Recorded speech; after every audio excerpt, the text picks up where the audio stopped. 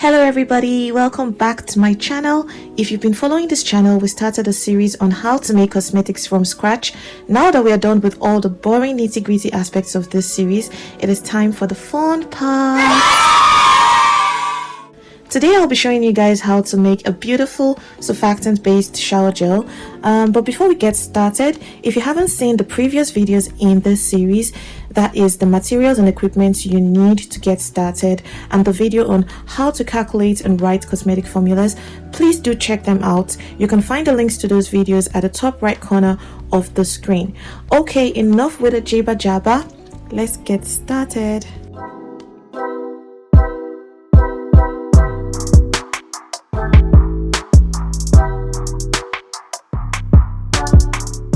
For this formula, I'll be making a 300 gram batch size, and the formula will contain deionized water, which would serve as the main vehicle for this formula.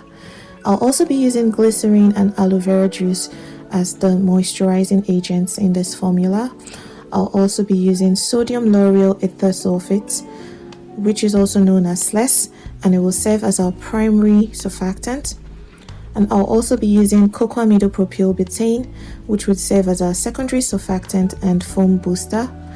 I'll also use methyl isothiazolinone, which would serve as our preservative, rosemary essential oil, which would serve as the fragrance, and PEG 7 to help solubilize the fragrance.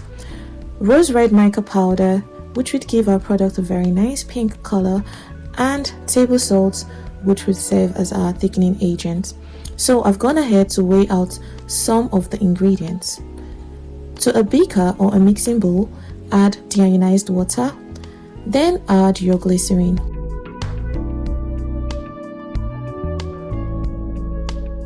After that, go ahead and add your aloe vera juice. Then go ahead and mix properly. I'm actually using a very tiny whisk, but you can use a designated mixing spoon.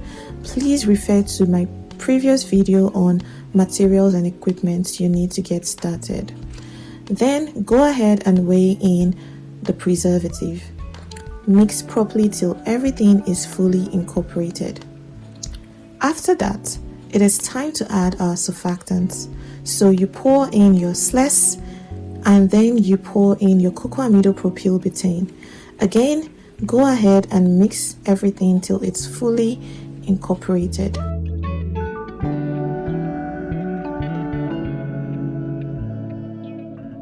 Before we move ahead to the next step, you should test the pH of the shower gel using a pH strip or a pH meter. In this video, I'm using a pH strip. So what you need to do is place one of the strips into the shower gel, and then there would be a change in color.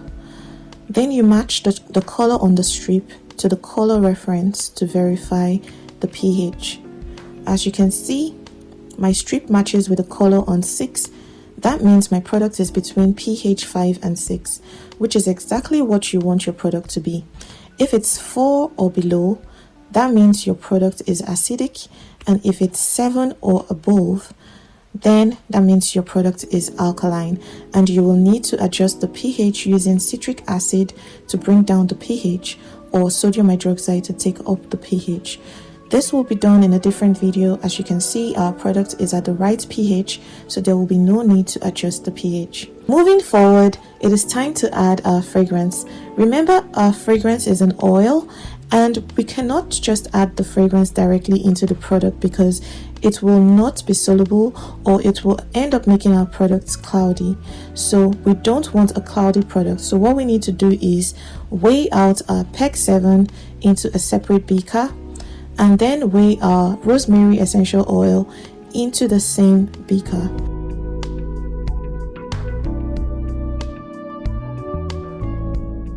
Then you mix thoroughly, and then pour the mix into the rest of the shower gel, and then you continue to mix.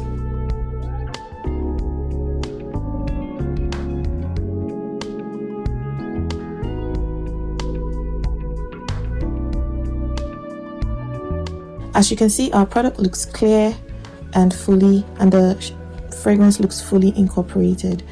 So now it's time to add our dyes. That means our mica powder and our thickener. So you can keep the mica powder.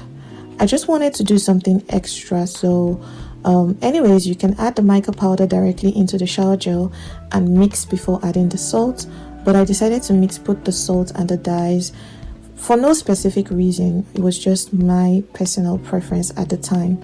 So you add the salt and the dyes gradually and keep mixing gradually till everything is fully incorporated and the product ends up getting thick.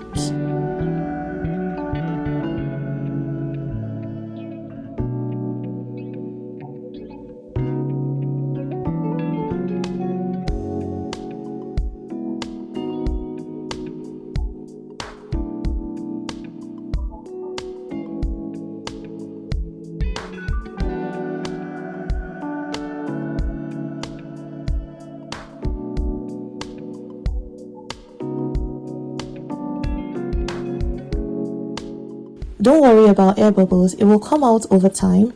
If you want your shower gel to be thicker than mine, then just go ahead and adjust the formula to add a little bit more salt, but not too much salt, because if you add too much salt, the reverse will be the case. Your product's viscosity, as in the thickness of your product, will drop and the shower gel will be ruined. Anyways, transfer to a container of choice. And there you go guys, your shower gel is ready.